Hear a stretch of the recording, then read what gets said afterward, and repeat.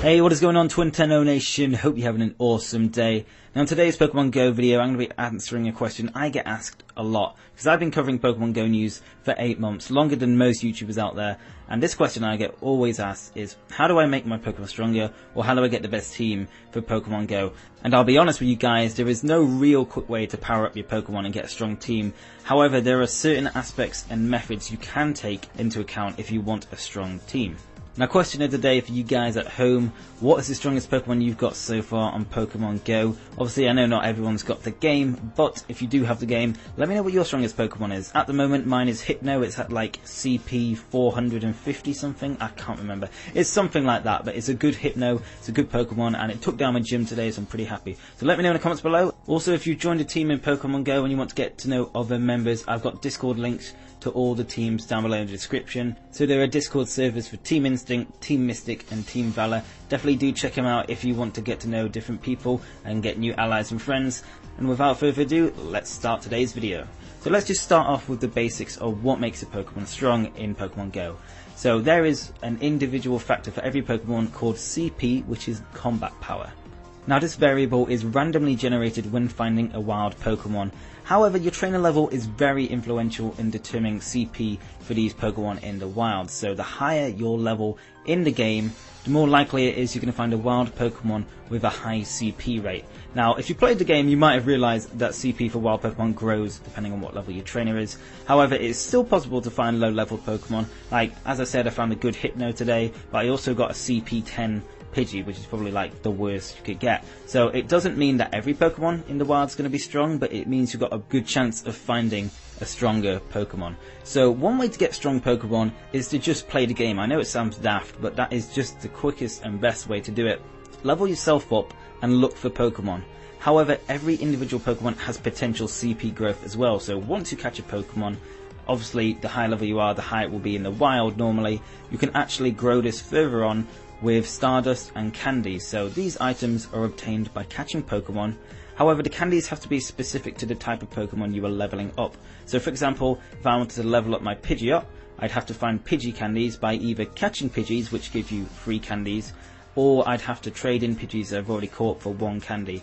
Now leveling up always takes 1 candy and a certain amount of Stardust. Now the Stardust amount for leveling up your Pokemon goes up each time you power it up. And if you have enough candy and Stardust to power up your Pokemon, eventually you'll fill up the CP gauge, which is just above the Pokemon when viewing it, and you can actually max that out, and that will kind of be its individual growth on top of what CP you got it at when it was in the wild. Now obviously evolving your Pokemon also increases its CP, and when you do power up your Pokemon, it also increases its health, which a lot of people don't know about. That is a very important factor to take into account. So the Pokemon with the most health is probably one that you want to put on a gym, because if it can take a lot of hits, it means it can deal a lot of hits as well.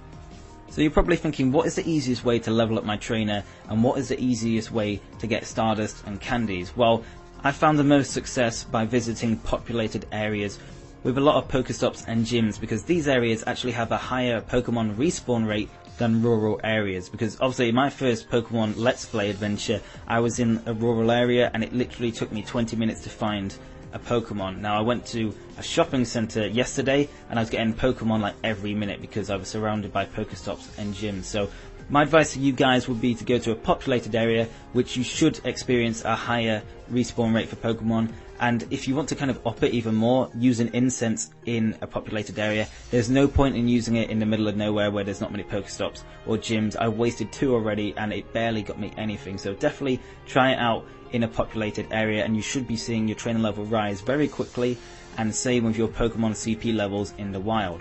Now a common misconception among players about leveling up and powering up your Pokemon is that gyms and training there, or battling opponents' gyms, can have an effect on your CP and your power of your Pokemon. But this is not true. Your CP will stay the same when you battle a gym, and when you win it won't improve.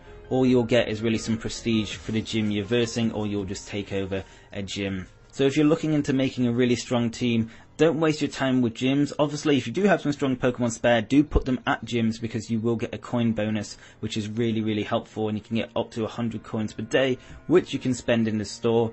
But apart from that, just play the game and that's the best way to get a strong team. I know that sounds, daft, but rarer Pokemon and higher CP Pokemon will spawn depending on how high your level is. And the good thing about Pokemon Go is once you reach level 10, you've kind of reached the highest XP growth you need, because every level after that, it will always take 10,000 XP to level up your trainer. So just keep playing the game, keep catching Pokemon, go to populated areas, you'll find more Pokemon to catch, and once you've caught some Pokemon with high combat power, make sure you fill out their potential before evolving them so you can get the strongest Pokemon possible.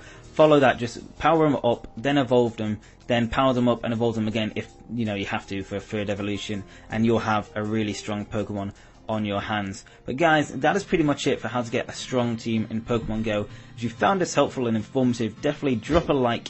It's always appreciated. And if you want to keep up to date with anything Pokemon Go, whether that's Pokemon Go tips and tricks videos or my Let's Play, then definitely hit the subscribe button down below. But anyway guys, as always, thanks for watching. I hope you have an awesome day, and I will see you on the next video. Peace!